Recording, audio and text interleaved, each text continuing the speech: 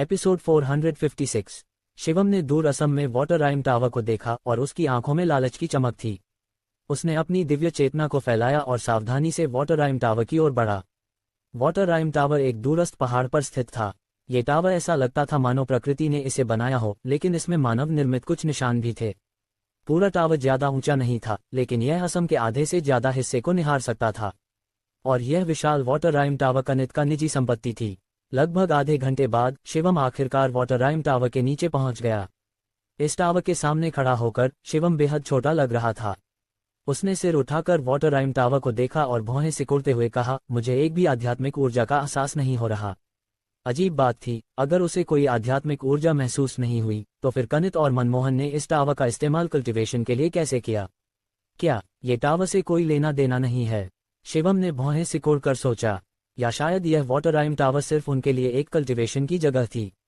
जो भी हो, मैं यहाँ तक आ ही गया हूँ तो पहले ऊपर जाकर देख लेता हूँ, शिवम ने मन ही मन सोचा। फिर वह वाटर राइम टावर में अंदर चला गया। एक प्राचीन द्वार ने शिवम का रास्ता रोक लिया। ये द्वार कम से कम 5 मीटर ऊंचा था और बेहद भारी लग रहा था। शिवम ने अपना हाथ बढ़ाया और द्वार को धक्का देने वाला था, लेकिन जैसे ही उसका हाथ द्वार को छुआ, एक जबरदस्त शक्ति अचानक उभरी। बिना किसी तैयारी के शिवम उस शक्ति से उछलकर पीछे चला गया। उसने दर्जनों कदम पीछे हटकर अपने शरीर को स्थिर किया। शिवम जमीन से उठा। उसने अपने शरीर पर लगी मिट्टी को झाड़ा और भौहें सिकुड़ते हुए कहा, उन्होंने यहाँ एक निषिद्ध शक्ति लगा रखी है। क्या सिर्फ कनित और मनमोहन ही इस टावर में प्रवेश कर सकते थे? शिवम फिर से द्वार की ओर चला, अपनी आध्यात्मिक शक्ति को संचालित किया और द्वार को धक्का देने की कोशिश की। वह शक्ति फिर से उभरी और शिवम का रास्ता रोक लिया। ऐसा ही लगता है, शिवम ने धीमी आवाज में बुदबुदाया। चूंकि वह द्वार नहीं खोल सकता था तो उसे जबरदस्ती अंदर जाना होगा। लेकिन शिवम के शरीर में इस समय आध्यात्मिक शक्ति खत्म हो चुकी थी और वह अपनी पूरी ताकत का 10वां हिस्सा भी नहीं निकाल सकता था। इसलिए वह फिलहाल वाटर राइम टावर के नीचे डिस्क लेग बैठ गया और धीरे धीरे अपनी ताकत को रिकवर करने लगा। ... दूसरी तरफ मनमोहन ने असम छोड़ दिया और उसी दिन सेंट्रल प्लेन्स में लाल परिवार के निवास पर वापस लौट आया। लाल परिवार के एयरपोर्ट पर खड़े होकर मनमोहन के चेहरे पर एक ठंडी मुस्कान थी। पूरे सेंट्रल प्लेन्स में मैं ही एकमात्र हाफ सटेप मार्शल मार्क्वेस हूँ। ये कहना अतिशयोक्ति नहीं होगी कि मैं सेंट्रल प्लेन्स का नंबर 1 हूँ, मनमोहन ने सपाट स्वर में कहा। उसके दिमाग में अचानक एक कर्कश आवाज गूंजी, यहाँ तक कि इंडिया में भी हाफ सटेप मार्शल मार्क्वेस ज्यादा नहीं है। मनमोहन के चेहरे की मुस्कान और चौड़ी हो गई। आज से मैं सेंट्रल प्लेन्स का राजा हूँ, मनमोहन ने ठंडे हास्य के साथ कहा। घर लौटने के बाद मनमोहन ने जैसलमेर जाने की जल्दी नहीं की। इसके बजाय उसने किसी को मार्शल आर्ट्स फोरम पर एक चुनौती जारी करने के लिए भेजा। इस चुनौती का लक्ष्य और कोई नहीं बल्कि शिवम था। 3 दिन में मैं जैसलमेर जाऊंगा, उम्मीद है तुम तैयार हो, मनमोहन ने मार्शल आर्ट्स फोरम पर कमेंट किया। इस खबर को देखते ही मार्शल आर्ट्स फोरम पर लोगों ने तुरंत चर्चा शुरू कर दी। मनमोहन पोटेंशियल रैंकिंग में नंबर 1। क्या नंबर 1 और नंबर 2 आखिरकार लड़ने वाले हैं? शिवम के साथ हाल ही में क्या हुआ? पहले होंग ही सेक्ट ने किल ऑर्डर जारी किया और अब मनमोहन ने उसे चुनौती दी। शायद उसने सबको नाराज कर दिया। अनगिनत लोग इस मामले पर चर्चा कर रहे थे और कुछ लोग दोनों की ताकत का विश्लेषण करने लगे। मनमोहन हमेशा से पोटेंशियल लीडर बोर्ड में नंबर 1 रहा है। उसे शिवम को हरा देना चाहिए। हाँ, उन अभिजात परिवारों के जीनियस को छोड़कर मनमोहन को नंबर 1 माना जाना चाहिए। पोटेंशियल रैंकिंग में दूसरे नंबर पर होने के नाते शिवम भी ज्यादा पीछे नहीं होगा ना। कोई भी जल्दबाजी में निष्कर्ष निकालने की हिम्मत नहीं कर रहा था। उनकी नजरों में मनमोहन और शिवम लगभग बराबर थे। लेकिन तभी एक रहस्यमयी व्यक्ति ने एक महत्वपूर्ण खबर जारी की। मनमोहन ने half step martial marquis realm में प्रवेश कर लिया है और कियान को हरा दिया, जो सेंट्रल प्लेन्स का नंबर 1 माना जाता था। इसके बाद मार्शल आर्ट्स फोरम पर एक वीडियो पोस्ट किया गया। वीडियो में कियान ने अपनी पूरी ताकत और सभी जादुई मंत्रों का इस्तेमाल किया, लेकिन वह बुरी तरह हार गया। दूसरी तरफ मनमोहन को कियान से कोई खतरा नहीं हुआ। बस एक ही चाल में कियान की पसलियां टूट गईं और वह जमीन पर गिर पड़ा। दोनों की ताकत का अंतर एक नज़र में स्पष्ट था। इस वीडियो के पोस्ट होने के बाद अनगिनत लोग हैरान रह गए। मनमोहन ने वाकई half step martial marquis realm में प्रवेश कर लिया है। वह सचमुच सबसे बेहतरीन है। पोटेंशियल रैंकिंग में नंबर 1 होने के नाते उसका पोटेंशियल अविश्वसनीय है। कियान को कई सालों से सेंट्रल प्लेन्स का नंबर 1 माना जाता था और उसने कभी हार नहीं मानी। आज उसे इतनी बुरी तरह हार का सामना करना पड़ा। कियान मनमोहन के सामने कोई जवाब नहीं दे सका। ऐसा लगता है कि मनमोहन ने वाकई half step martial marquis realm में प्रवेश कर लिया है। इसके बाद मार्शल आर्ट्स फोरम की यंग जनरेशन की रैंकिंग आखिरकार अपडेट हुई। ये पहली बार था जब मनमोहन ने इस रैंकिंग में प्रवेश किया और उसे 10वां स्थान मिला। इसका मतलब था कि इंडिया की युवा पीढ़ी में कम से कम 9 लोग थे जिन्होंने half step martial marquis realm में प्रवेश किया था। ये लगभग आधिकारिक पुष्टि थी कि मनमोहन ने वाकई हाफ स्टेप मार्शल मार्क्वेस में प्रवेश कर लिया था। अब जब Manmohan half step martial marquis है तो उनके और शिवम के बीच का अंतर बढ़ गया है। अगर ऐसा है तो शिवम के जीतने की कोई संभावना नहीं है। हालांकि शिवम एक जीनियस है, लेकिन कोई भी इन स्ट्रेंथ ग्रैंड मास्टर और हाफ स्टेप मार्शल मार्क्वेस के बीच के अंतर को पार नहीं कर सकता। यहां तक कि रौनक भी ऐसा नहीं कर सकता। पहले शिवम और मनमोहन की जीत की संभावनाएं लगभग बराबर थीं, लेकिन पलक झपकते ही मूल्यांकन एक तरफा हो गया। इसलिए हर कोई मानता था कि शिवम हारने वाला है। आखिरकार शिवम सिर्फ एक इन स्ट्रेंथ ग्रैंड मास्टर था। उसके लिए हाफ स्टेप मार्शल मार्क्वेस को हराना असंभव था। मार्शल आर्ट्स फोरम पर खबरें देखकर मनमोहन ठंडी हंसी हंसने से खुद को रोक नहीं पाया। समय हो गया है। मनमोहन ने अपना फोन रख दिया। हम कल रवाना होंगे और जैसलमेर जाएंगे। बेटा, तुमने कियान को क्यों मार डाला? तभी नितिन बाहर से अंदर आए। मनमोहन ने उनकी ओर देखा और उदासीनता से कहा, क्या वह सेंट्रल प्लेन्स का नंबर 1 नहीं था? उसे मारकर ही मैं उसकी जगह ले सकता हूँ। नितिन ने दांत पीसे और कुछ दुख और गुस्से के साथ कहा, कियान ने हमेशा तुम्हें अपने भतीजे की तरह माना। अगर तुम अपनी ताकत दिखाना चाहते थे तो उसे मारने की क्या जरूरत थी? मनमोहन का चेहरा तुरंत ठंडा पड़ गया। मनमोहन से निकलने वाली हत्या की भावना को महसूस करते हुए नितिन अनायास 2 कदम पीछे हट गए। मनमोहन ने नितिन को देखा। कुछ देर बाद उसने ठंडे स्वर में कहा, मैं सेंट्रल प्लेन्स का नंबर 1 बन गया। क्या तुम खुश नहीं हो? मेरी वजह से लाल परिवार सेंट्रल प्लेन्स का नंबर 1 परिवार बन गया। क्या तुम खुश नहीं हो? नितिन तुरंत बोल नहीं पाए। हाँ, जब नितिन ने मनमोहन को लाल परिवार के लिए गौरव जीतने के लिए मजबूर किया था तो उन्होंने इसके बारे में क्या सोचा था? ... इस समय शिवम अभी भी वाटरआइम टावर के नीचे डिस्क लेग बैठा था और धीरे धीरे अपनी शारीरिक ताकत रिकवर कर रहा था। पूरा दिन और रात बीतने के बाद शिवम की ताकत केवल 50% तक रिकवर हुई थी। इस स्पिरिचुअल फायर सील की खपत बहुत ज्यादा है। इसे केवल एक बार इस्तेमाल करने के बाद मेरा पूरा शरीर लगभग सूख गया है। शिवम ने भौहें सिकोड़कर कहा। जब तक कोई महत्वपूर्ण क्षण न हो उसे फिर से इस स्पिरिचुअल फायर सील का इस्तेमाल बिल्कुल नहीं करना चाहिए। हालांकि 50% ताकत के साथ मुझे इस द्वार को तोड़ने में कोई दिक्कत नहीं होनी चाहिए। शिवम जमीन से उठा। उसके शरीर पर सुनहरी रोशनी चमकने लगी। उसकी दोनों मुट्ठियां ऐसी थीं जैसे सोने की बनी हो, जो सूरज की रोशनी में चमक रही थीं। देखते हैं इस वाटरआइम टावर में क्या राज छिपा है, शिवम ने ठंडे स्वर में कहा। शिवम की मुट्ठी के चारों ओर सुनहरी रोशनी थी। एक भयानक आंतरिक ऊर्जा द्वार पर लगी निषिद्ध शक्ति से टकरा रही थी। फिर शिवम ने जोर से चिल्लाया और उसकी सुनहरी मुट्ठी द्वार की ओर जोर से मारी। बूम! एक जोरदार धमाका हुआ। इस जबरदस्त ताकत से द्वार थोड़ा हिल गया और द्वार के बाहर एक बैरियर तेजी से बन गया। इस बैरियर को देखते हुए शिवम ने धीमी आवाज में कहा, यह बैरियर उस बैरियर से कुछ हद तक मिलता जुलता लगता है जो पहले कनित के शरीर पर था। फिर शिवम ने फिर से अपनी मुट्ठी बांधी और जोर से मारा। बैरियर फिर से प्रकट हुआ और शिवम की मुट्ठी को रोक लिया। शिवम ने ठंडा हंसते हुए कहा, फिर तुरंत वेनरेबल फिफ्थ माउंटेन को बुलाया और इसे अपने सिर के ऊपर लटका दिया। एक जादुई हथियार के समर्थन से शिवम की ताकत एक और स्तर पर पहुंच गई।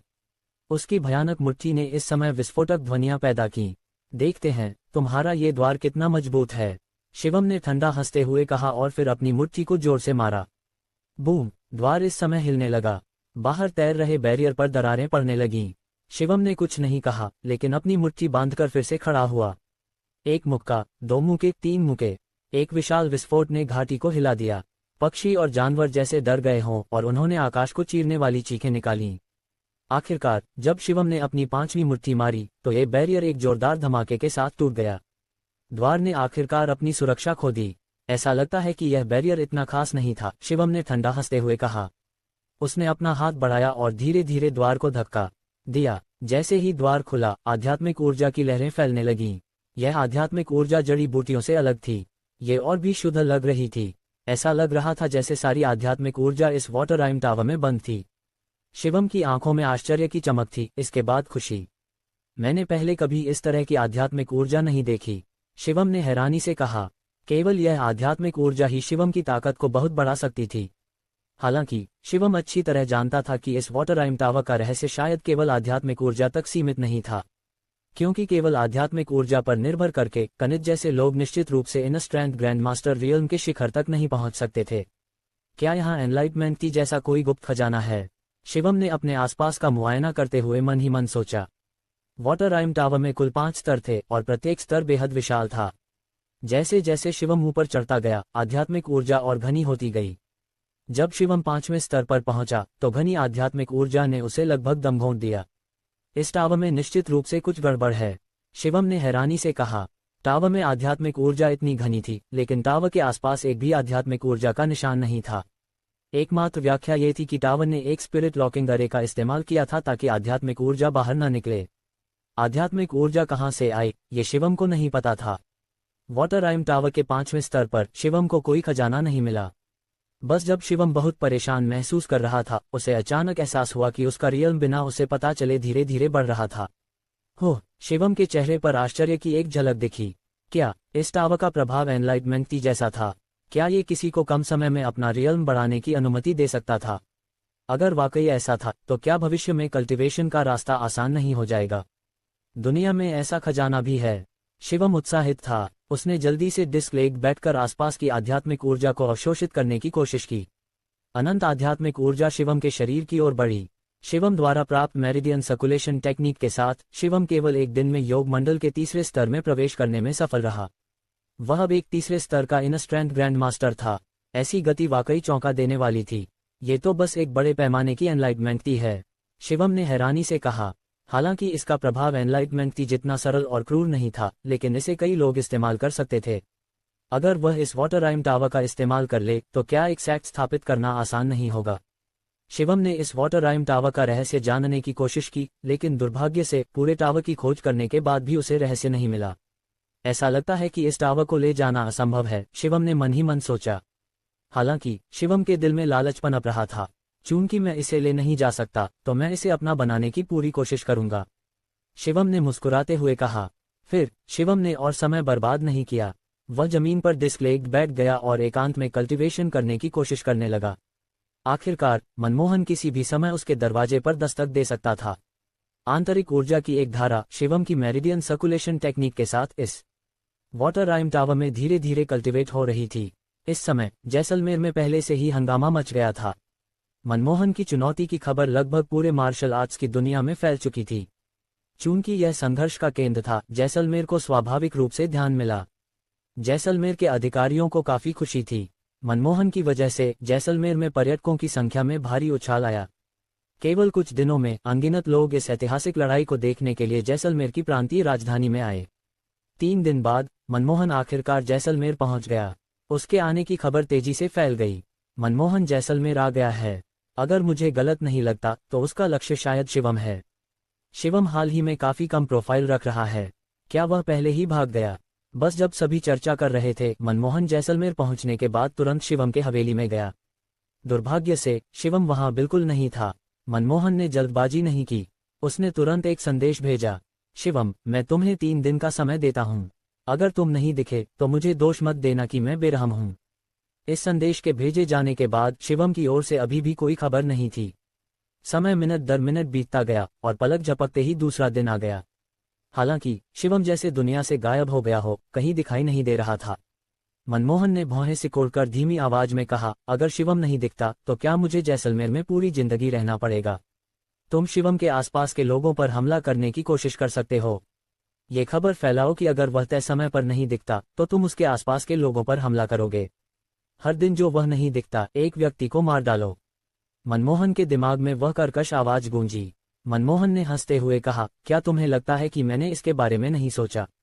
यह एक कानून का राज वाला समाज है। मैं सार्वजनिक रूप से लोगों को मारने की धमकी कैसे दे सकता हूं? साधारण मार्शल आर्टिस्ट से अलग मनमोहन बेहद महत्वाकांक्षी था। वह न केवल सेंट्रल प्लेन्स का नंबर 1 बनना चाहता था, बल्कि वह लाल परिवार को सेंट्रल प्लेन्स का नंबर 1 परिवार बनाना चाहता था। वह यहाँ तक कि दिल्ली के अभिजात परिवारों जैसा दर्जा चाहता था। इसलिए वह निश्चित रूप से एक हताश व्यक्ति की तरह व्यवहार नहीं करेगा। हालांकि तभी मनमोहन का फोन अचानक बजा। जब उसने फोन उठाया तो दूसरी तरफ से एक बेहद गंभीर आवाज आई। तुम मनमोहन हो? दूसरी तरफ से ठंडे स्वर में पूछा गया। मनमोहन ने हल्के से भौहें सिकुड़ी और उदासीनता से कहा, तुम कौन हो? मनोज, दिल्ली के भट्ट परिवार से। दूसरी तरफ से ठंडे स्वर में जवाब आया। भट्ट परिवार का नाम सुनकर मनमोहन थोड़ा हैरान हुआ। उसने विनम्रता से कहा, मिस्टर भट्ट, तुम मुझे क्यों ढूंढ रहे हो? दूसरी तरफ से मनोज ने ठंडे स्वर में पूछा, मैंने सुना है कि तुमने शिवम को चुनौती दी है।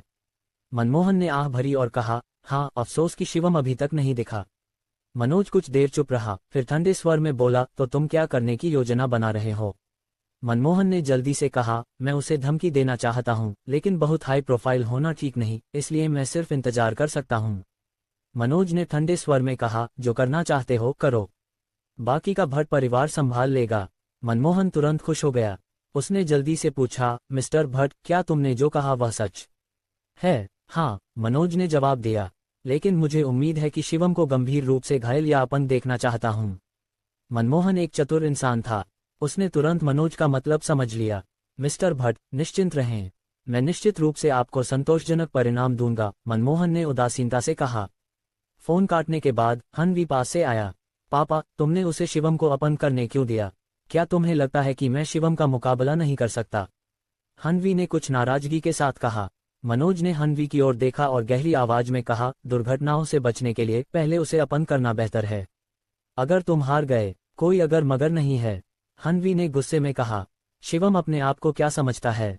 वह मेरे पैरों के नीचे एक चींटी है, मैं उसे आसानी से कुचल सकता हूँ। मनोज ने गहरी आवाज में कहा, मुझे तुम्हारी क्षमताओं पर भरोसा है, लेकिन हमें न केवल जीतना है, बल्कि आसानी से जीतना है, समझे? इसके अलावा शिवम को कम मत आंकना। हनवी ने दांत पीसे और आखिर में कुछ नहीं कहा। ...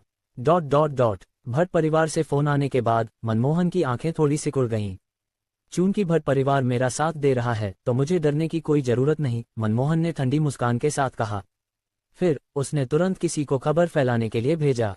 3 दिन बाद अगर शिवम नहीं दिखता तो मिस्टर मनमोहन शिवम के आसपास के लोगों पर हमला करेगा। अगर वह नहीं दिखता तो वह हर दिन एक व्यक्ति को मार डालेगा जब तक वह दिखाई नहीं देता। इसने तुरंत पूरे जैसलमेर को हिलाकर रख दिया, और शिवम से संबंध रखने वाले लोग कांप रहे थे। ऐसा लगता है कि मनमोहन को बहुत भरोसा है कि वह इस तरह के तरीके से शिवम को बाहर आने के लिए मजबूर कर सकता है। वह आखिरकार एक हाफ सटेप मार्शल मार्क्विस है। शिवम को खत्म करना उसके लिए मुश्किल नहीं है। बस इंतजार करो और देखो। देखते हैं कि शिवम अपने लोगों के लिए दिखाई देता है या काय की तरह छिपा रहता है। ... समय मिनट दर मिनट बीतता गया। पलक झपकते ही 2 दिन बीत गए। अब केवल 1 दिन बाकी था। हालांकि शिवम की ओर से कोई हलचल नहीं थी। कोई भी उसका कोई निशान नहीं ढूंढ पाया। कुछ समय के लिए जैसलमेर में घबराहट फैल गई। शिवम से संबंध रखने वाले कुछ लोग डर के मारे रात में ही भाग गए। मनमोहन उसके घर के दरवाजे तक पहुंच गया है, लेकिन शिवम नहीं दिखा। कितना हास्यास्पद है। उसने अपने दोस्तों को धमकी के रूप में इस्तेमाल किया, लेकिन वह अभी भी नहीं दिखा। ऐसा लगता है कि वह एक काया है। हाँ, शिवम से संबंध रखने वालों को पछतावा होगा। इस समय इंदु और जुनैद ने जैसलमेर नहीं छोड़ा था। हालांकि उन्हें अच्छी तरह पता था कि मनमोहन के पहले निशाने पर सबसे ज्यादा संभावना उनकी होगी, फिर भी दोनों जाने को तैयार नहीं थे। अगर मिस्टर शिवम वाकई नहीं आए तो? इंदु ने धीमी आवाज में पूछा। जुनैद ने हाथ हिलाया और कहा, असंभव। वह आखिरी मिनट में भागने वाला इंसान नहीं है। चिंता मत करो, हम सामान्य रूप से चलते रहेंगे। यहाँ तक कहते हुए जुनैद ने रहस्यमय ढंग से कहा, मैंने अभी एक बकरी चुराई है। आज रात हम पूरी बकरी भूनकर खाएंगे। इंदु ने आह भरी और असहाय रूप से कहा, तुम वाकई भरोसेमंद हो। जुनैद ने आंखें घुमाईं और कहा, मैंने पहले ही कहा, चिंता मत करो। मिस्टर शिवम निश्चित रूप से वापस आएंगे। ... इस समय शिवम वाटरराइम टावर में कल्टीवेशन में डूबा हुआ था। इस तरह का डूबा हुआ कल्टीवेशन उसे समय के बीतने का एहसास नहीं होने दे रहा था, और उसकी ताकत भी चुपके से बढ़ रही थी। शिवम को बाहर की दुनिया में हो रही चीजों के बारे में कुछ नहीं पता था। पलक झपकते ही 3 दिन बीत गए। शिवम की ताकत भी योग मंडल के 3रे स्तर से बढ़कर 5वें स्तर तक पहुंच गई थी। इस गति के हिसाब से ज्यादा 1 हफ्ते में मैं half step martial marquis realm में प्रवेश कर सकूंगा, शिवम ने मन ही मन सोचा। शिवम को अपने समान स्तर पर किसी से डर नहीं था, न ही मनमोहन से और न ही हनवी से। फिर उसने अपनी आंखें फिर से बंद की और वाटरराइम टावर की आध्यात्मिक ऊर्जा को अवशोषित करना जारी रखा। जैसलमेर में पहले से ही हंगामा मच गया था। दोपहर थी और सूरज पहले से ही आकाश में चढ़ चुका था। यह एक आरामदायक दोपहर होनी चाहिए थी, लेकिन एक खबर ने सभी को बेचैन कर दिया। समय खत्म हो गया, लेकिन शिवम नहीं दिखा। मैं अपनी बात रखूंगा, मनमोहन के शब्द गलियों में फैल गए। सो रहा जुनैद, इंदु ने धक्का देकर उठाया। समय खत्म हो गया, मिस्टर शिवम वापस नहीं आए, इंदु ने भौहें सिकोड़ते हुए कहा। जुनैद ने अपनी नींद भरी आंखें मली और बुदबुदाया, समय इतनी जल्दी खत्म हो गया। ऐसा नहीं होना चाहिए। इंदु को उसकी बकवास सुनने का मूड नहीं था। उसने धीरे से कहा, क्यों ना हम पहले जैसलमेर छोड़ दें और तब तक छिप जाएं जब तक मिस्टर शिवम वापस नहीं आते। जुनैद ने करवट बदली और बुदबुदाया, मैं नहीं जा रहा। मुझे नहीं लगता कि मनमोहन मुझसे कुछ कर सकता है। ये कहने के बाद जुनैद फिर से गहरी नींद में चला गया। इंदु और इंतजार नहीं कर सकती थी। बेशक वह जैसलमेर छोड़ना नहीं चाहती थी, लेकिन अगर वह रुकी रही तो शायद मर जाए। कुछ सोचने के बाद इंदु ने दांत पीसे और कहा, ठीक है, एक कदम एक बार में लेते हैं। इसलिए इंदु जुनैद के पास लेट गई और वह भी सो गई। होटल के प्रवेश द्वार पर मनमोहन चुपचाप खड़ा था। मुझे किससे शुरू करना चाहिए? मनमोहन ने मन ही मन सोचा। दीपांकर, मोहम्मद या जैसलमेर की 4 बड़ी फैमिलीज? जहां तक मुझे पता है जैसलमेर में कई फैमिलीज हैं। शिवम का उनसे बहुत करीबी रिश्ता है। कुछ सोचने के बाद मनमोहन ने फैसला किया कि वह अभी के लिए दीपांकर और मोहम्मद को नहीं छुएगा। इन 2 लोगों का एक निश्चित प्रभाव था, इसलिए उन्हें अन्य उद्देश्यों के लिए रखा जाएगा। उसी दोपहर जैसलमेर से एक खबर आई। जैसलमेर की 4 बड़ी फैमिलीज में से एक, वांग वू को मनमोहन ने एक ही चाल में मार डाला। इस खबर के बाहर आते ही सभी हैरान रह गए। मनमोहन ने दीपांकर को नहीं ढूंढा, लेकिन उसने वास्तव में वांग वू पर हमला किया। हालांकि वांग फैमिली ने बहुत पहले शिवम के सामने समर्पण कर दिया था, लेकिन वे शिवम के ज्यादा करीब नहीं थे और वे शायद ही कभी मिलते थे। अगले दिन एक और खबर आई।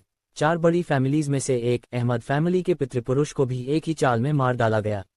लगातार 3 दिनों में 4 बड़ी फैमिलीज के 3 लोग मर चुके थे। ये काफी था ये साबित करने के लिए कि मनमोहन मजाक नहीं कर रहा था। अरोड़ा परिवार के घर में दीपांकर खिड़की के सामने खड़ा था, दूर की ओर देख रहा था। तभी उसका बटलर अंकल करुण अचानक आगे आया और धीरे से कहा, 4 बड़ी फैमिलीज के 4 परिवार प्रमुख पहले ही मर चुके हैं। मुझे डर है कि अब हमारा नंबर है। दीपांकर चुप रहा और इस पर कोई टिप्पणी नहीं की। मास्टर, मुझे डर है कि शिवम वापस नहीं आएंगे। हमें जल्दी से भागना चाहिए। अंकल, करुण ने कड़वाहट के साथ सलाह दी। दीपांकर ने अंकल करुण को ठंडी नजरों से देखा और कहा, असंभव। वह निश्चित रूप से वापस आएंगे। अंकल करुण ने आह भरी और कहा, 3 लोग पहले ही मर चुके हैं। क्या हमें मरने का इंतजार करना है? दीपांकर ने मुंह खोला और बार बार आहें भरी। हाँ, रुकने का क्या मतलब था? थोड़ा और इंतजार करें। दीपांकर ने गहरी सांस ली। वह मानता था कि शिवम जिम्मेदारी से भागने वाला काय नहीं था। अगर अगले दिन तक शिवम अभी भी नहीं लौटता तो उसे शायद जैसलमेर से अस्थायी रूप से हटने पर विचार करना पड़ सकता था। मनमोहन इतने आक्रामक ढंग से आया था कि कोई उसे रोक नहीं सकता था। इस समय रक्षा करना बेकार था। हालांकि अगले दिन मनमोहन ने एक और खबर भेजी। उसने सार्वजनिक रूप से कहा, जब तक तुम मेरे, मनमोहन, के सामने झुकने को तैयार हो, तुम जीवित रह सकोगे। ये तुम्हारा आखिरी मौका होगा। इस खबर के बाहर आते ही अनगिनत लोग तुरंत मनमोहन के पक्ष में खड़े हो गए। मनमोहन ने विशेष रूप से शिवम के पुराने अधीनस्थों के लिए एक कॉकटेल पार्टी आयोजित की।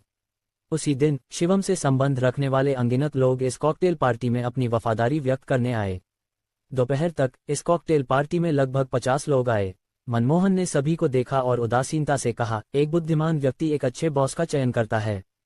तुम सभी स्मार्ट लोग हो। भीड़ ने अपने शराब के गिलास उठाए और चापलूसी की। मिस्टर मनमोहन दुनिया में बेजोड़ हैं। आपके साथ चलना हमारा सम्मान है। हाँ, आप इतनी कम उम्र में हाफ स्टेप मार्शल मार्क्वेस हैं और सेंट्रल प्लेन्स के नंबर 1 व्यक्ति भी। शिवम की तुलना आपसे कैसे हो सकती है? भीड़ की चापलूसी के सामने मनमोहन चुप रहा। उसने उनकी ओर देखा और उदासीनता से कहा, मुझे नहीं लगता कि दीपांकर यहाँ है। ये कहते ही भीड़ में एक छोटी सी खामोशी छा गई। लगभग सभी जानते थे कि दीपांकर शिवम का विश्वासपात्र था और वह जैसलमेर में एक बड़ा नाम था। दीपांकर वाकई नहीं आए, किसी ने कहा। यह व्यक्ति शिवम का चमचा है, उसे सीधे मार देना बेहतर है। मनमोहन ने ठंडा हंसते हुए कहा, मोहम्मद कहाँ है? वह भी नहीं आए। इस नाम का जिक्र होने पर सभी ने सांस खींची। दीपांकर की तुलना में मोहम्मद और भी मशहूर था। इसके अलावा उसका प्रभाव पूरे सेंट्रल प्लेन्स में फैला हुआ था। मास्टर मोहम्मद, शायद उन्हें कोई खबर नहीं मिली, किसी ने धीरे से कहा। मनमोहन कुछ नाराज था। उसकी नजरों में दीपांकर और मोहम्मद मौजूद सभी लोगों से ज्यादा महत्वपूर्ण थे। हालांकि केवल यही 2 लोग नहीं दिखे। दीपांकर और मोहम्मद को बता दो कि मैं उन्हें केवल 1 घंटा देता हूं, मनमोहन ने अपने हाथ पीछे रखते हुए ठंडे स्वर में कहा। अगर वे 1 घंटे में नहीं दिखे तो मैं कोई दया नहीं दिखाऊंगा। मौजूद सभी लोगों ने जल्दी से अपने फोन उठाए और दीपांकर और मोहम्मद को कॉल किया। दीपांकर के चेहरे पर फोन मिलने पर गंभीर भाव थे। मनमोहन हमें चुनने के लिए मजबूर कर रहा है, दीपांकर ने गहरी आवाज में कहा। अंकल करुण ने धीरे से कहा, क्यों न हम अस्थायी रूप से मनमोहन के सामने झुक जाएं। वैसे भी शिवम बिल्कुल वापस नहीं आने वाला। दीपांकर ने भौहें सिकुड़ी और सिर हिलाया। नहीं, अगर मैं नमक हरामी करूंगा तो मुझे पूरी जिंदगी नफरत झेलनी पड़ेगी।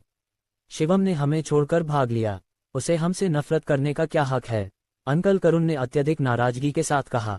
दीपांकर ने उसकी ओर देखा और गहरी आवाज में कहा, मिस्टर शिवम को शायद जैसलमेर में हो रही चीजों के बारे में कुछ नहीं पता। ... मोहम्मद को भी कॉल मिला। उनका रवैया दीपांकर की तुलना में कहीं अधिक स्पष्ट था। मोहम्मद ने फोन पर कहा, कृपया मनमोहन को बता दो कि मुझे पहले ये देखना होगा कि वह मेरे सामने झुकने के लायक है या नहीं।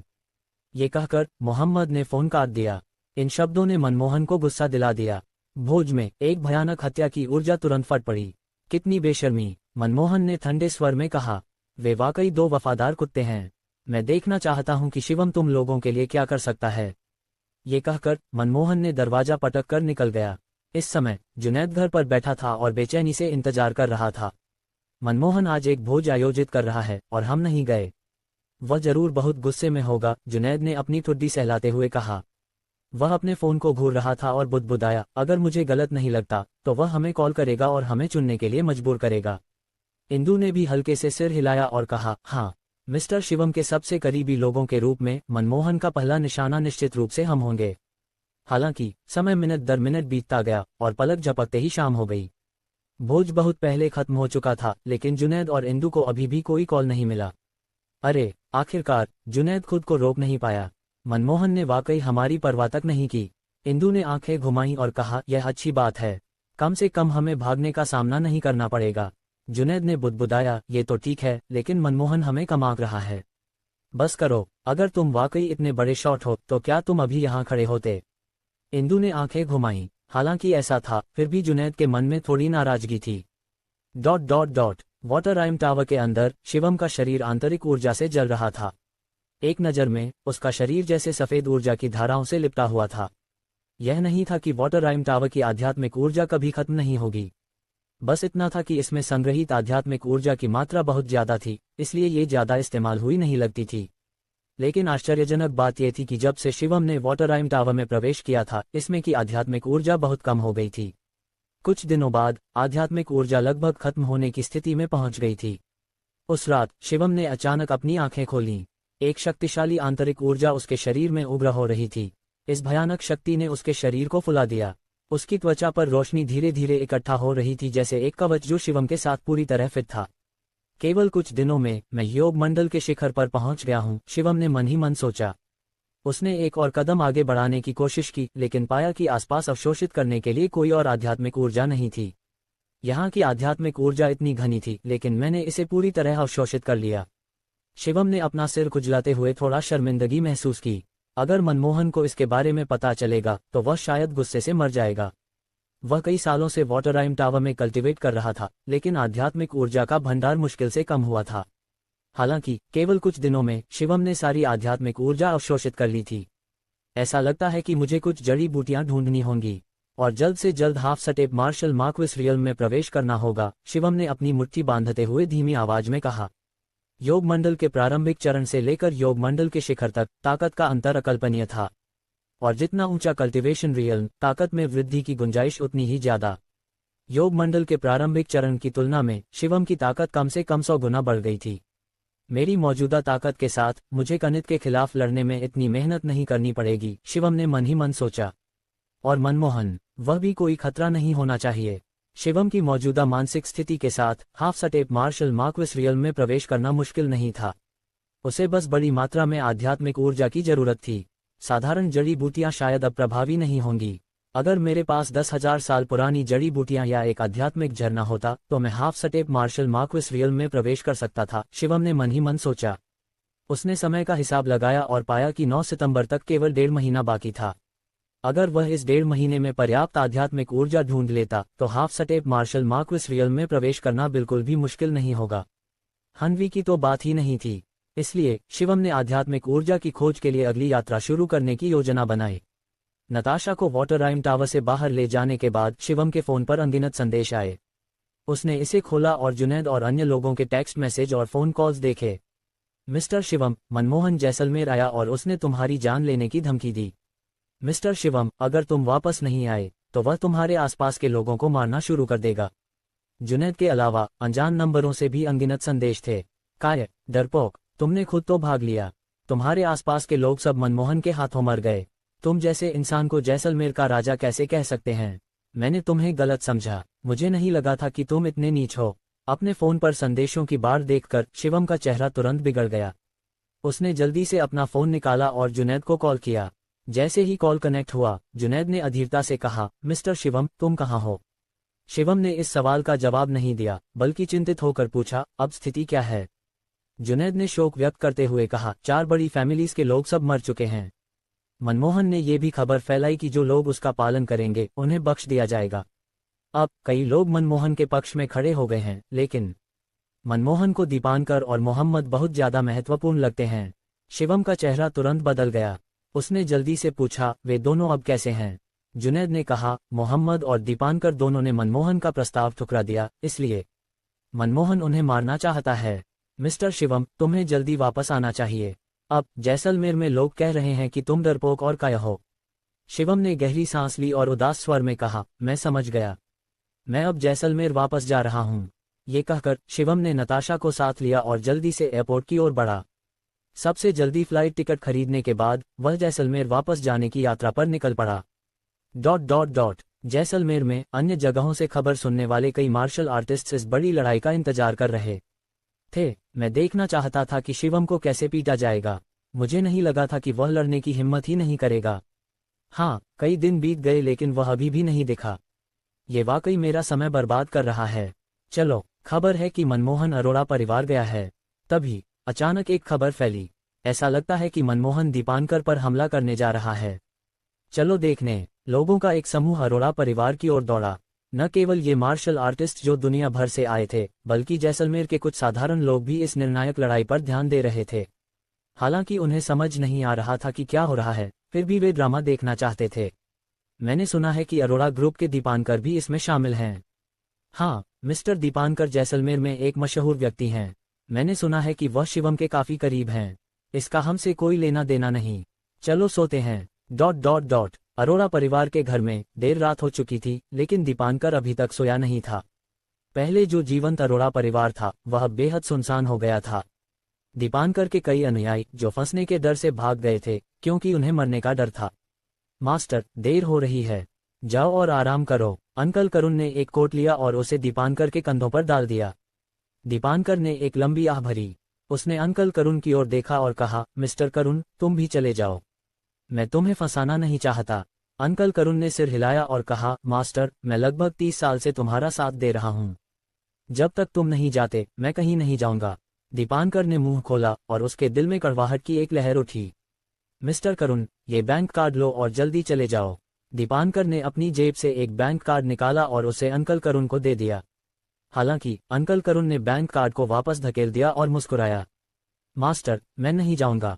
दीपांकर कुछ कहना चाहता था, लेकिन तभी उसे अचानक बाहर से एक मजबूत आंतरिक ऊर्जा का एहसास हुआ। यह आंतरिक ऊर्जा बेहद भयानक थी। ये कुछ ऐसा था जो दीपांकर ने पहले कभी महसूस नहीं किया था। अब भागने के लिए बहुत देर हो चुकी है।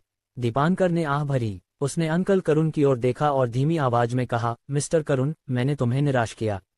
दीपांकर के शब्द खत्म होने से पहले एक आकृति अचानक दीपांकर के पीछे प्रकट हुई।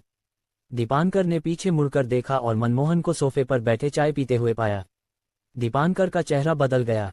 उसने मनमोहन को देखा और ठंडे स्वर में कहा, मिस्टर मनमोहन, इतनी रात को आए, क्या बात है? मनमोहन ने चाय का एक घूंट लिया और उदासीनता से कहा, बेवकूफ बनने की कोशिश मत करो। तुमने आज मुझे अपमानित किया। क्या तुम्हें परिणाम नहीं पता? हाफ सटेप मार्शल मार्क्वेस का सामना करते हुए ये कहना असंभव था कि दीपांकर डर नहीं रहा था। दीपांकर ने अपने दिल के डर को दबाया और अपनी शांति बनाए रखने की पूरी कोशिश की और कहा, तुम्हारी ताकत के साथ तुम्हें मेरे जैसे अनुयायी की कमी क्यों होगी? मनमोहन ने अपनी आंखें सिकुड़ी और ठंडा हंसते हुए कहा, तुम सही कह रहे हो। मेरी नजरों में तुम वाकई एक नाकारा हो, लेकिन मुझे हमेशा प्रतिभा की कद्र रही है। अगर तुम अब अपना मन बदल लो तो अभी भी देर नहीं हुई, मनमोहन ने उदासीनता से कहा। दीपांकर ने हाथ जोड़े और कहा, मैं, दीपांकर, वाकई इसके लायक नहीं हूँ। मिस्टर मनमोहन, बेहतर होगा कि तुम किसी और को ढूंढ लो। मनमोहन का चेहरा तुरंत ठंडा पड़ गया। तुमने मेरे प्रस्ताव की कद्र नहीं की। चूंकि तुम मरना चाहते हो तो मैं तुम्हारी इच्छा पूरी करता हूं। मनमोहन, जिसके शरीर में हत्या की ऊर्जा भरी थी, धीरे धीरे खड़ा हुआ। मिस्टर मनमोहन, इस मामले का मिस्टर करुण से कोई लेना देना नहीं है। वह सिर्फ एक साधारण इंसान है। उसे जाने दो। दीपांकर ने भौहें सिकुड़ते हुए थोड़े विनती भरे स्वर में कहा। मनमोहन ने अपनी भौहें उठाईं और ठंडा हंसते हुए कहा, तुम चाहते हो कि मैं उसे जाने दूं? ठीक है। ये कहते ही मनमोहन ने अपनी उंगली उठाई और एक आंतरिक ऊर्जा गोली की तरह अंकल करुण के सीने से गुजर गई। पफ! अंकल करुण के मुंह से खून की एक उल्टी निकली। उसकी आंतरिक ऊर्जा तेजी से खत्म हो रही थी। तुम! दीपांकर का चेहरा पूरी तरह बदल गया। मनमोहन, तुम बहुत दूर जा रहे हो। दीपांकर के शरीर पर आंतरिक ऊर्जा फट पड़ी और गहरे सुनहरे रंग की किरणें उसके शरीर के चारों ओर थीं। मैं तुम्हें मार डालूंगा, दीपांकर ने चिल्लाया और फिर मनमोहन की ओर दौड़ा। मनमोहन ने ठंडा हंसते हुए अपनी मुट्ठी उठाई और उसका सामना किया।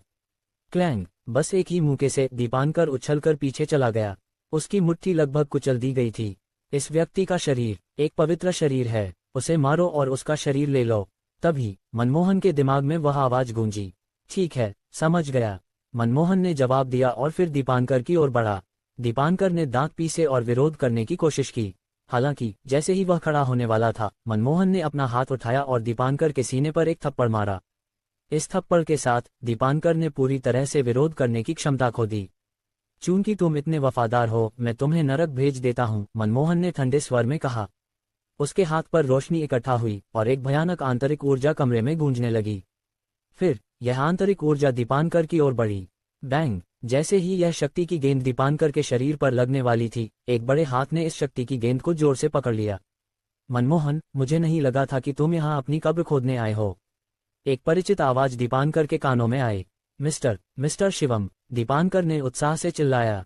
शिवम ने शक्ति की गेंद को पकड़ा और हल्के से दबाया। शक्ति की गेंद तुरंत फट गई। शिवम! मनमोहन ने अपनी आंखें सिकुड़ी और ठंडा हंसते हुए कहा, तुम आखिरकार वापस आने की हिम्मत कर पाए। शिवम ने दीपांकर को उठाया और फिर मनमोहन को ठंडे स्वर में देखते हुए कहा, अगर तुम मुझे ढूंढने नहीं भी आते तो मैं तुम्हें ढूंढने आता।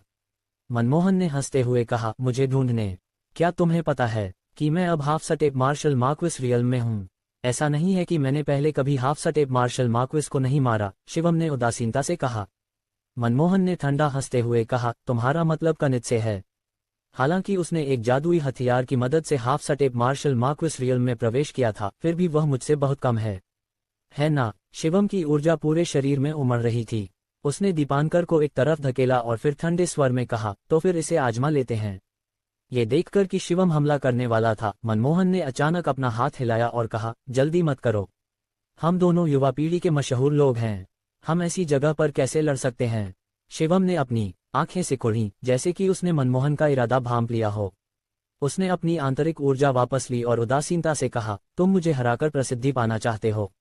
ठीक है, मेरा भी यही इरादा है। मनमोहन ने ठंडा हंसते हुए कहा, ठीक है, तो फिर कल शाम को मैं तुम्हें यांग झील के किनारे मिलता हूँ। मैं तब तक नहीं जाऊंगा जब तक तुम्हें नहीं देख लूं, शिवम ने ठंडे स्वर में कहा। मनमोहन ने और कुछ नहीं कहा और मुड़कर चला गया। इस समय अंधेरे में लड़ाई देख रहे लोग हैरान रह गए। शिवम वाकई वापस आ गया। ये वाकई चौंकाने वाला है। मुझे लगा था कि वह अपनी पूरी जिंदगी छिपने वाला है।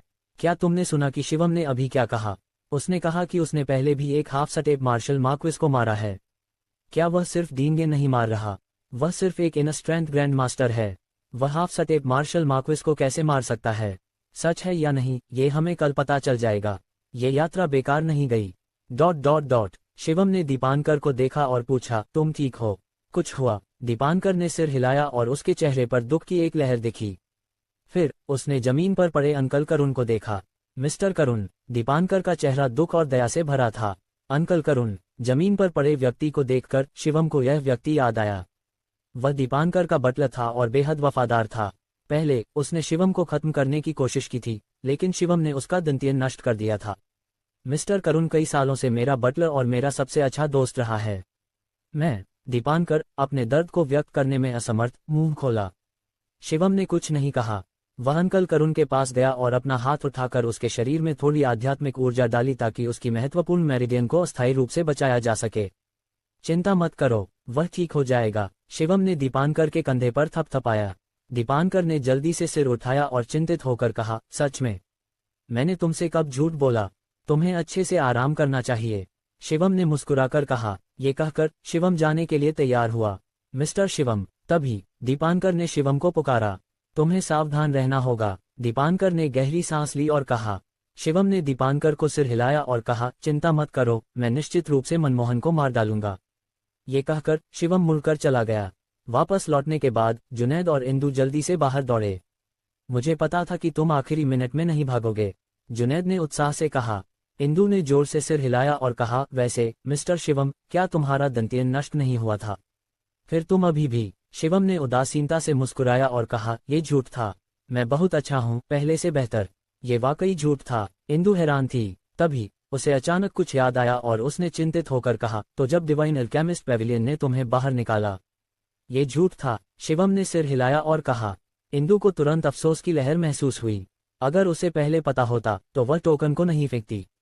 चिंता मत करो, मैं किसी से टोकन को ठीक करवा दूंगा, शिवम ने मुस्कुराकर कहा। देर हो रही है, जल्दी जाओ और आराम करो। पिछले कुछ दिनों में शिवम को अच्छा आराम नहीं मिला था। वह मुड़कर अपने कमरे में सोने चला गया।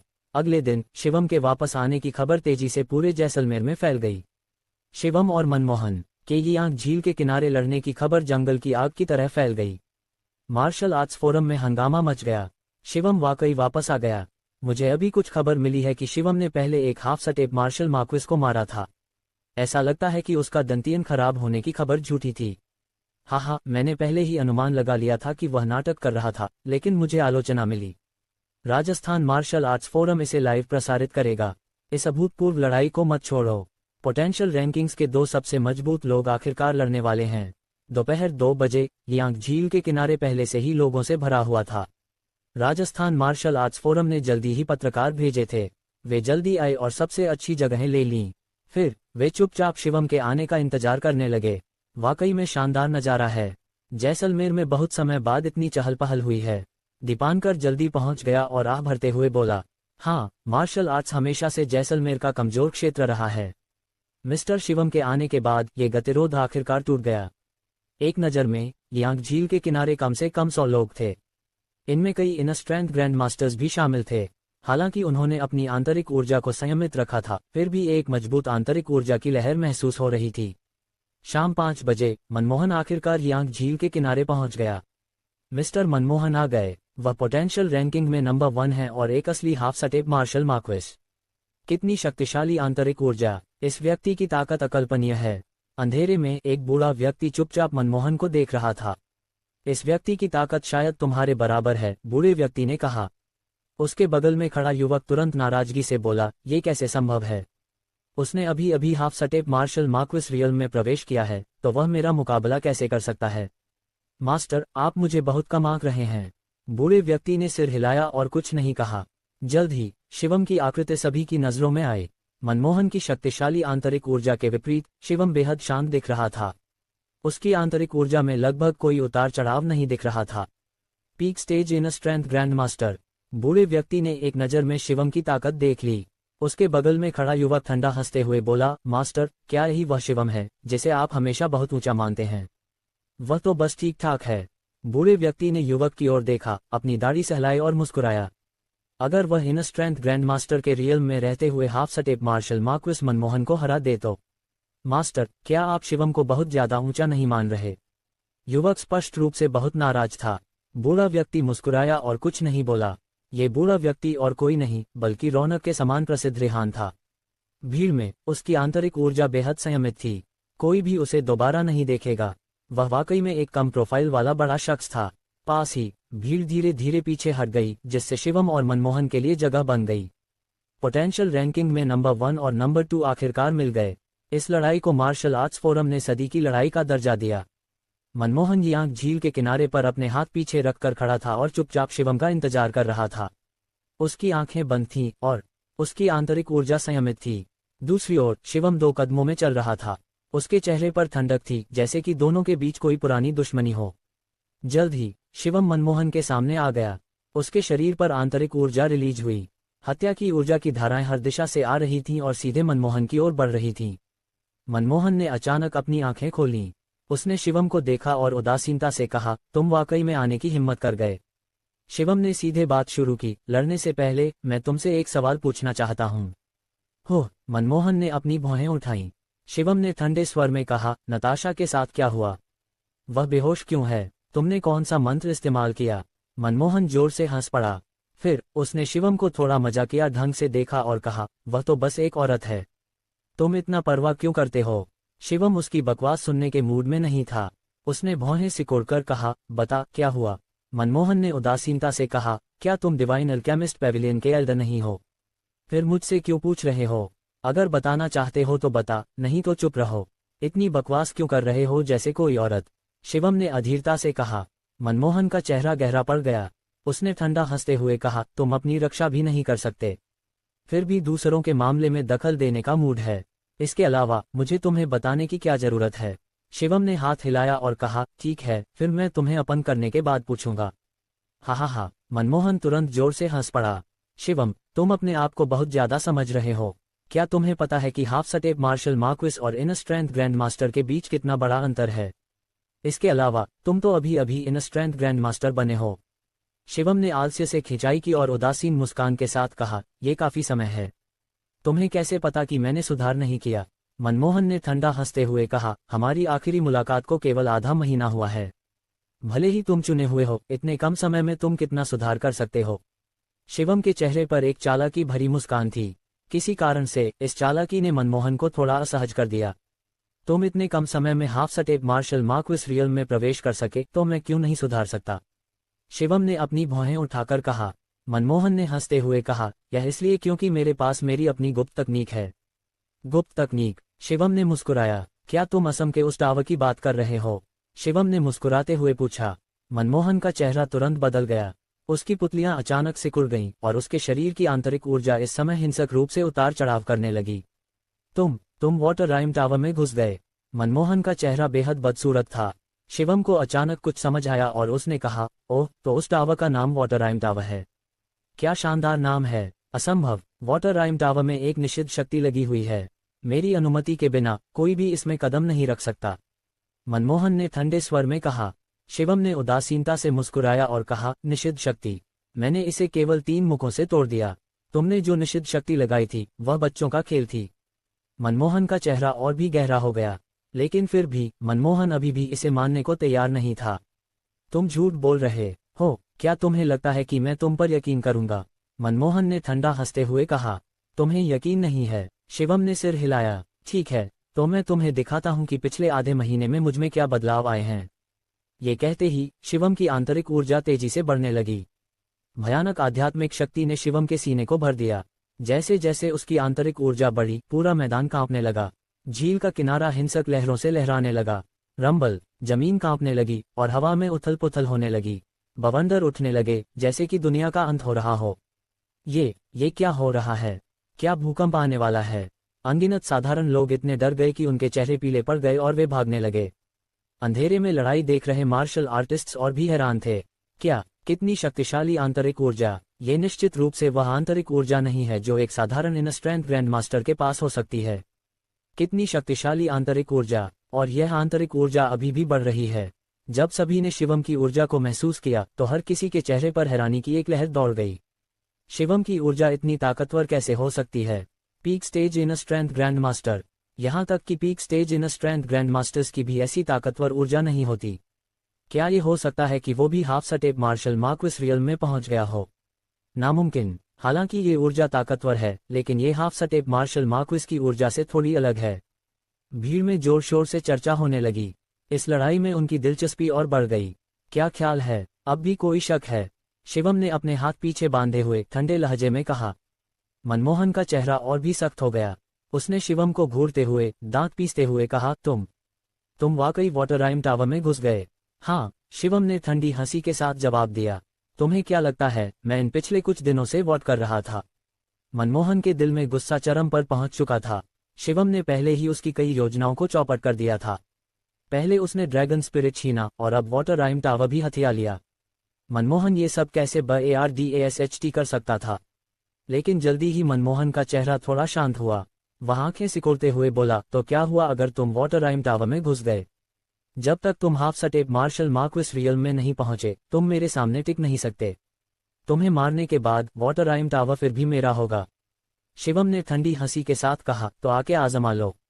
उसके शब्द खत्म होने से पहले ही मनमोहन ने एक चीख मारी और उसकी मुट्ठी तुरंत शिवम की ओर बढ़ी। शिवम ने भी अपना हाथ उठाया और उसका सामना किया। जैसे ही दोनों की मुट्ठियां टकराईं, एक ऊर्जा की लहर दोनों को केंद्र बनाकर चारों ओर फैल गई। बस दोनों की इस छोटी सी टक्कर ने अनगिनत लोगों को पीछे धकेल दिया। कई इनर स्ट्रेंथ ग्रैंड मास्टर्स को कुछ कदम पीछे हटना पड़ा।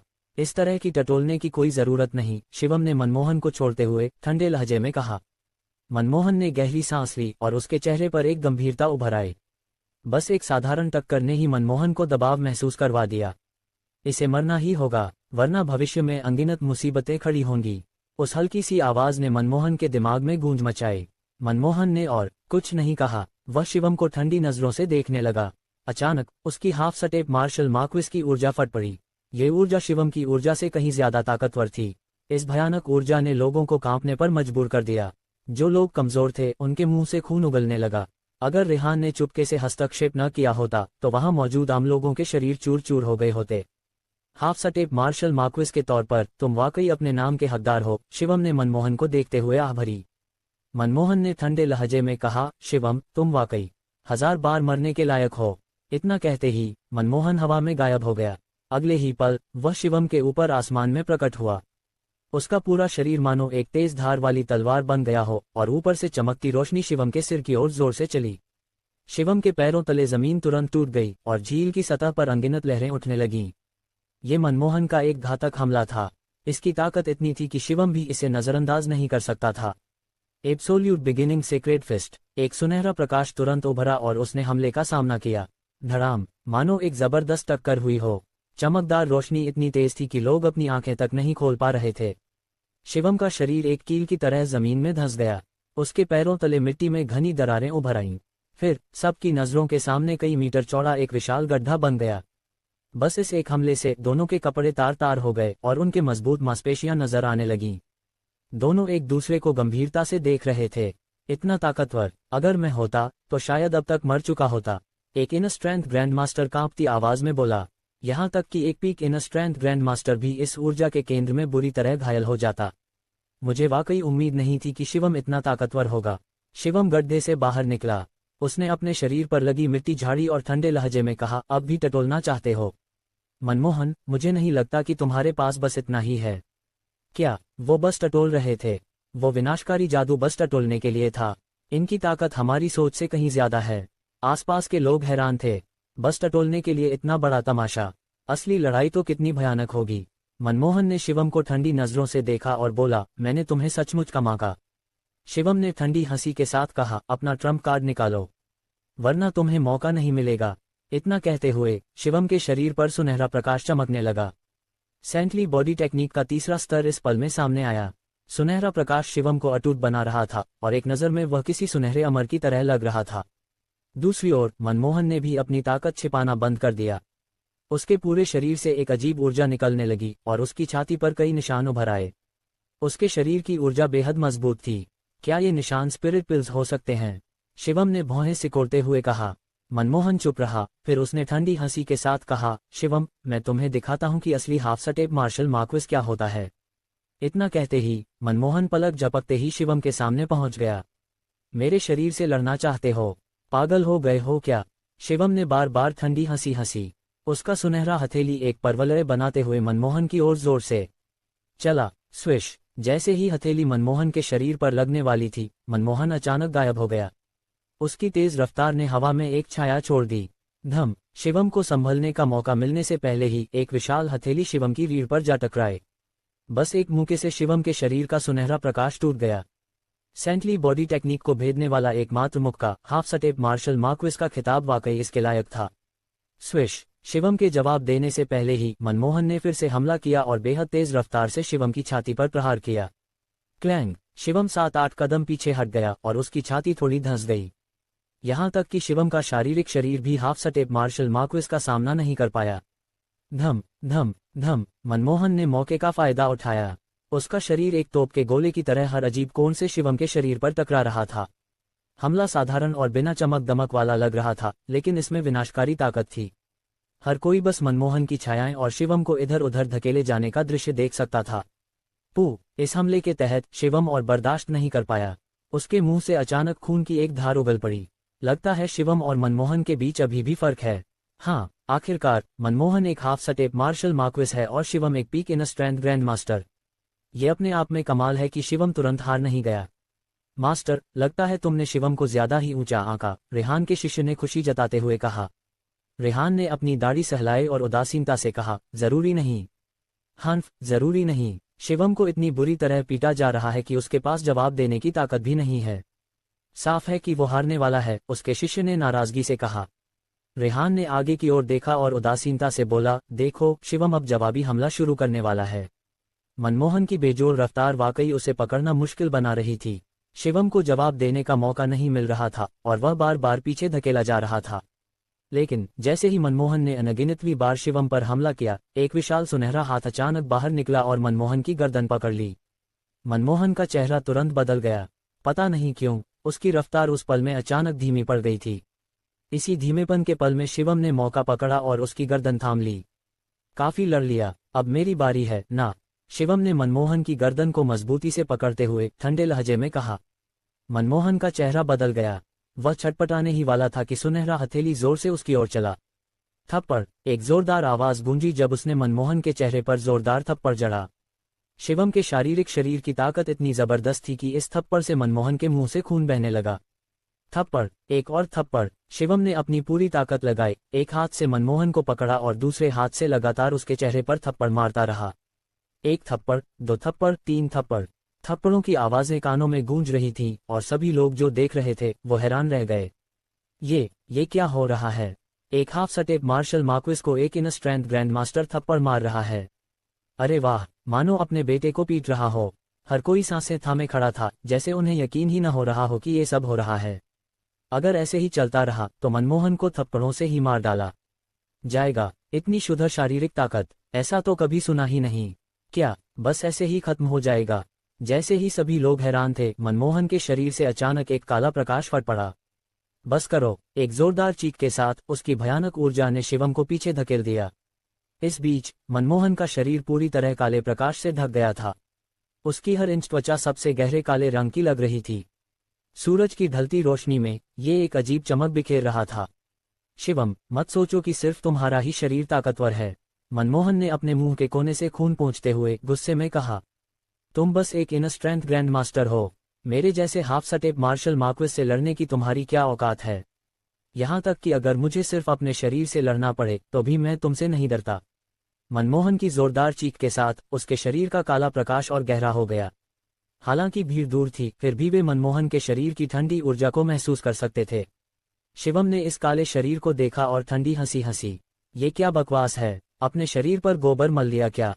मनमोहन ने शिवम की इस ताने की परवाह नहीं की। चीखने के बाद उसने खुद ही पहल की और शिवम की ओर दौड़ा। मेरे शरीर से लड़ने की हिम्मत कर रहे हो? लगता है तुम्हें बहुत भरोसा है। शिवम ने ठंडी हंसी हंसी। उसने और समय बर्बाद नहीं किया और तुरंत विस्फोटक रूप से मनमोहन की ओर बढ़ा। क्लैंग क्लैंग क्लैंग, दोनों पक्षों ने सिर्फ अपने शरीर का इस्तेमाल करके लड़ाई की। भयानक विस्फोटक आवाजें हवा में गूंज रही थीं, मानो मंद गड़गड़ाहट हो। काला प्रकाश और सुनहरा प्रकाश आपस में गुंथ गए। उनकी तेज रफ्तार से कुछ भी साफ देखना मुश्किल हो रहा था। जबरदस्त खूनी लड़ाई के बीच ताकत की धाराएं चारों ओर फैल रही थीं। दोनों की टक्कर से आसपास की पहाड़ियां टूट गईं और नदी का पानी भी वाश बनने लगा। देखने वाले हैरान रह गए और डर के मारे उनकी सांसें थम गईं। इस स्तर की लड़ाई कितनी ताकतवर थी! कितने सालों बाद ऐसी लड़ाई देखने को मिली थी। धम, मनमोहन की काली मुट्ठी शिवम की छाती पर टकराए। इसमें शक्तिशाली ऊर्जा थी जिसने शिवम को पीछे धकेल दिया। शिवम की मुट्ठी भी मनमोहन के चेहरे पर जा लगी। अगले ही पल दोनों ने दूसरा राउंड शुरू कर दिया। मर जा, मनमोहन ने सिर उठाकर दहाड़ मारी। उसका काला प्रकाश एक विशाल ड्रैगन में बदल गया और गूंजती आवाज के साथ शिवम की ओर बढ़ा। शिवम भी पीछे नहीं हटा। उसने तुरंत एब्सोल्यूट बिगिनिंग सेक्रेड फिस्ट का इस्तेमाल किया और अपनी पूरी मुट्ठी को झटका। धम, जबरदस्त टक्कर ने शिवम को कुछ कदम पीछे धकेल दिया। उसके मुंह से खून की एक धार उगल पड़ी। शिवम के शरीर पर दरारें उभर आईं और सुनहरा प्रकाश थोड़ा मंद पड़ गया। यहां तक कि शिवम को भी उम्मीद नहीं थी कि सिर्फ शरीर की टक्कर में वह नुकसान में होगा। इन स्ट्रेंथ ग्रैंड मास्टर और हाफ सटेप मार्शल मार्क्विस के बीच का फर्क वाकई बड़ा है, शिवम ने मनमोहन को देखते हुए धीमी आवाज में कहा। अगर दोनों एक ही स्तर पर होते तो शिवम सिर्फ एक झटके में मनमोहन को मार डालता। लेकिन सिर्फ एक स्तर का अंतर होने के बावजूद ताकत में इतना बड़ा फर्क था। मनमोहन ने शिवम को ठंडी नजरों से देखा और बोला, बस इतनी ही तुम्हारी ताकत है, लगता है तुम कुछ खास नहीं हो। शिवम ने मनमोहन को देखा और गहरी आवाज में कहा, अगर मैं half step martial marquis realm में कदम रख लूं तो मैं तुम्हें 3 सेकंड से भी कम में मार डालूंगा। मनमोहन का चेहरा बदल गया और उसके चेहरे पर नाराजगी झलक आई। हालांकि वह इसे मानना नहीं चाहता था, लेकिन शिवम सच कह रहा था। इन स्ट्रेंथ ग्रैंड मास्टर की ताकत के साथ शिवम का इतनी हद तक लड़ पाना पहले ही मनमोहन को डरा रहा था। अगर Shivam half step martial marquis realm में कदम रख लेता तो शायद वह उसका सामना ही नहीं कर पाता। इसीलिए मैं तुम्हें जिंदा नहीं छोड़ सकता, मनमोहन ने आंखें सिकोड़ते हुए कहा। चाहे तुम half step martial marquis realm में कदम रखने के बाद कितने ही ताकतवर हो जाओ, इसका कोई फायदा नहीं, क्योंकि तुम्हें वो मौका कभी नहीं मिलेगा। मनमोहन की गुस्से भरी दहाड़ के साथ उसका शरीर सिकुड़ने लगा। फिर उसके सिर के ऊपर काला प्रकाश जमा होने लगा। जैसे ही ये ऊर्जा इकट्ठी हुई, जमीन कांपने लगी। काले प्रकाश से दैवीय ताकत की धाराएं फैल रही थीं। कोई नहीं जानता था कि मनमोहन ने कौन सा जादू इस्तेमाल किया, क्योंकि यही परिवार का नहीं था। सैकड़ों साल पहले का 4 सिंबल्स डेमोनिक सील। रेहान, जो अब तक चुप था, अचानक बोला। उसके शिष्य ने जल्दी से पूछा, मास्टर, ये 4 सिंबल्स डेमोनिक सील क्या है? रेहान ने गहरी आवाज में कहा, पहले के सालों में जब मैं दुनिया भर में कल्टीवेट करने निकला था, मैंने इस तकनीक के रिकॉर्ड्स देखे थे। कहा जाता है कि पूरा 4 सिंबल्स डेमोनिक सील सब कुछ दबा सकता है। जो भी इसके संपर्क में आएगा वो चूर चूर हो जाएगा। तो क्या इसका मतलब है कि शिवम हारने वाला है? उसके शिष्य ने उत्साह के साथ कहा। रेहान ने सिर हिलाया और धीमी आवाज में कहा, संक्षेप में उसके लिए हालात अच्छे नहीं दिख रहे। बोलते हुए रेहान के शरीर पर ऊर्जा उमड़ने लगी। उसके शिष्य ने जल्दी से कहा, मास्टर, तुमने वादा किया था कि तुम हस्तक्षेप नहीं करोगे। रेहान ने मुंह खोला। थोड़ा हिचकिचाने के बाद उसके शरीर की ऊर्जा धीरे धीरे गायब हो गई। काला प्रकाश अभी भी जमा हो रहा था, मानो इसने दुनिया का सारा सार सोख लिया हो। इसकी शक्तिशाली भयावहता इतनी थी कि लोग खून उगलने लगे। कुछ लोग तो इस दबाव के कारण जगह पर ही मांस के लोथवे में बदल गए और दुखद रूप से मर गए। यहाँ तक कि शिवम को भी भारी दबाव महसूस हो रहा था और उसके शरीर से लगातार टूटने की आवाजें आ रही थीं। ये एक भयानक ताकत थी। शिवम को भी पीछे हटने का मन हो रहा था। खड़खड़, लेकिन तभी शिवम के पैरों तले से अनगिनत जंजीरें उग गईं। ये जंजीरें मानो नरक से आई हों और इन्होंने शिवम को इतनी मजबूती से जकड़ लिया कि वह हिल भी नहीं पा रहा था। जब भाग नहीं सकता तो सीधे सामना करना ही पड़ेगा। शिवम ने गहरी सांस ली। उसके भौहों के बीच एक दैवीय निशान उभरा और वह चुपके से एक मंत्र पढ़ने लगा। उसके शरीर पर सुनहरा प्रकाश चमकने लगा, मानो वह कोई गुप्त तकनीक इस्तेमाल कर रहा हो। आसपास की ऊर्जा शिवम की ऊर्जा में समा रही थी और उसका शारीरिक शरीर थोड़ा और बड़ा होता दिख रहा था। ये कॉस्मिक फॉर्म है। रेहान की आंखें सिकुड़ गईं, मानो उसे कुछ समझ आ गया हो। रेहान की आंखों में हैरानी थी और वह अपनी शांति खो बैठा। उसके शिष्य ने भी हैरानी से कहा, मास्टर, क्या हुआ? मैंने तुम्हें पहले कभी ऐसा भाव दिखाते नहीं देखा। रेहान ने कुछ नहीं कहा। उसकी आंखें शिवम की दिशा में जमी थीं। शिवम की ऊर्जा और घनी होती जा रही थी। रंग बिरंगी चमक उसके शरीर के चारों ओर मंडरा रही थी, जो आसमान में काले प्रकाश के साथ एक तीव्र विरोधाभास बना रही थी। खड़खड़, आखिरकार एक जोरदार आवाज के साथ शिवम का शरीर अचानक बड़ा हो गया। उसकी लंबाई, जो सिर्फ 1.7 मीटर थी, अचानक बढ़कर लगभग 3 मीटर हो गई। एक नज़र में वह किसी दैत्य की तरह लग रहा था। सारी रोशनी इस पल में संयमित हो गई। शिवम का शरीर फिर से सुनहरे रंग में रंग गया। वाकई कॉस्मिक फॉर्म है। रेहान की आंखों में हैरानी और गहरी हो गई। कॉस्मिक फॉर्म, वो क्या है? उसके शिष्य ने कंफ्यूज होकर पूछा। रेहान ने कुछ नहीं कहा। वह शिवम की दिशा में देखता रहा। थोड़ी देर बाद वह कड़वी हंसी हंसते हुए बोला, यह अविश्वसनीय है। शिवम का शरीर बड़ा हो गया और उसकी ऊर्जा भी गहरी हो गई। लेकिन कॉस्मिक फॉर्म का असली सुधार उसके शारीरिक शरीर में था। इस पल में शिवम के शारीरिक शरीर और ताकत में गुणात्मक सुधार हुआ था। ये क्या है? जाहिर तौर पर मनमोहन ने पहले कभी ये तकनीक नहीं देखी थी। वह ठंडी हंसी हंसते हुए बोला, ये नाटक करना बंद करो। ये तकनीक कुछ खास नहीं है। शिवम ने एक शब्द भी नहीं कहा। उसने मनमोहन के हाथ में काले प्रकाश को देखा और उसकी आंखों में ठंडक झलक आई। वेनरेबल फिफ्थ माउंटेन, उठो। फिर शिवम ने जोर से चीख मारी और वेनरेबल फिफ्थ माउंटेन तुरंत उसके सिर के ऊपर लटक गया। मैजिक आर्टिफैक्ट्स, डिवाइन ड्रैगन की ताकत और डिवाइन रैंक तकनीकों जैसे कई अतिरिक्त जोड़ों के साथ शिवम की ताकत एक ऐसी ऊंचाई पर पहुंच गई थी जिसे समझ पाना मुश्किल था। ये क्या चीज है? देखने वालों ने भी धीमी आवाज में चर्चा शुरू कर दी। मैं शरीर को बड़ा करने वाले जादू के बारे में काफी कुछ जानता हूँ, लेकिन ये बहुत असरदार नहीं लगता। बाहर से ताकतवर दिखता है, लेकिन वास्तव में ये काफी कमजोर होता है। हाँ, ताकत शरीर के आकार में नहीं, बल्कि ऊर्जा की गहराई में होती है। हालांकि शिवम का शरीर बहुत बड़ा हो गया है, लेकिन उसकी ऊर्जा का विकास कुछ कम लग रहा है। दूसरी ओर मनमोहन के हाथ में काला प्रकाश लोगों को और भी डरा रहा था। यहाँ तक कि इतनी दूर से लोग उस प्रकाश में मौजूद तीव्र हत्यारी ऊर्जा को महसूस कर सकते थे। शिवम, आज तुम्हारा आखिरी दिन है। मनमोहन ने सिर उठाकर दहाड़ मारी।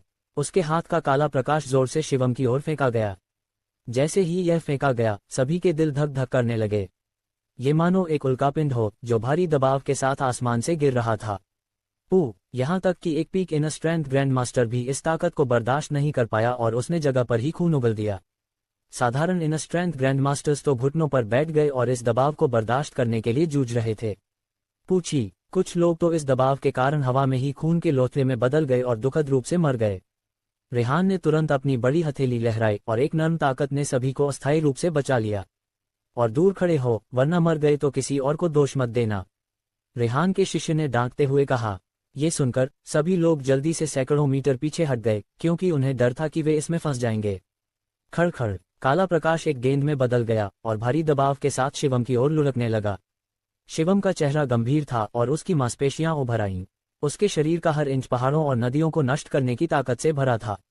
आजा, शिवम ने दहाड़ मारी। उसने अपने दोनों हाथ उठाए और हमले का सामना किया। ये लड़का सीधे टक्कर लेना चाहता है। क्या ये पागल हो गया है?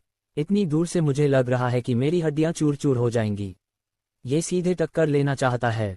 मिस्टर शिवम, जियान गो और बाकी लोग एक साथ चीखे। धम, आखिरकार काला प्रकाश शिवम के हाथों से टकरा गया। पल में शिवम के पैरों तले जमीन फट गई। वो खंडहरों के ढेर में बदल गई। इस दूरी पर शिवम की टांगें लगातार धंस रही थीं और जमीन पर एक विशाल गड्ढा बन गया। इस विनाशकारी दृश्य को देखकर सभी लोग सांसें थामे खड़े थे। काला प्रकाश अभी भी दबाव डाल रहा था और जो भी इसके करीब था वो धूल में बदल रहा था। यहाँ तक कि झील का पानी भी तुरंत वाष्प बन गया। ये बेकार है, मनमोहन ने ठंडी हंसी हंसते हुए कहा, लेकिन इतने देर तक टिकने के लिए तुम तारीफ के हकदार हो। ये दबाव कल्पना से परे था। शिवम का शरीर ऐसा महसूस कर रहा था जैसे उसे जोर से निचोड़ा जा रहा हो और खून की बूंदें टपक रही थीं। खच, आखिरकार उसका शरीर और बर्दाश्त नहीं कर पाया। उसकी हड्डियां उसके कंधों से बाहर निकल आईं और वह पूरी तरह नंगा हो गया। उसकी भयानक सफेद हड्डियों को देखकर सभी के चेहरे पीले पड़ गए। शिवम अपने हाथों से काले प्रकाश को मजबूती से थामे गुस्से में चीखा। उसकी टांगें चमकने लगी और पल में वह प्रकाश वाकई पीछे धकेल दिया गया। हाँ, तुम अपनी औकात से ज्यादा कोशिश कर रहे हो, मनमोहन ने ठंडी हंसी हंसी। उसने अपनी हथेली आगे बढ़ाई और प्रकाश फिर से उमड़ पड़ा। शिवम का शरीर फिर से धंस गया और इस बार उसकी टांगों की हड्डियों पर दरारों की परतें उभर आईं। वो और नहीं झेल पाएगा, उसका शरीर और नहीं झेल पाएगा, किसी ने धीमी आवाज में कहा। यहाँ तक पहुंचना भी अपने आप में कमाल है। शिवम एक सच्चा भगवान है। एक इन स्ट्रेंथ ग्रैंड मास्टर के तौर पर उसने मनमोहन को इतनी हद तक मजबूर कर दिया। वह सम्मान के लायक इंसान है। हालांकि सभी ने शिवम के अंत की उम्मीद की थी, इस पल में हर कोई उसकी तारीफ कर रहा था। खच, प्रकाश शिवम के हाथों से होकर गुजर गया, मानो उसे निगल लेना चाहता हो। इस पल में यहाँ तक कि रेहान के चेहरे पर भी गंभीरता की एक छाया उभर आई।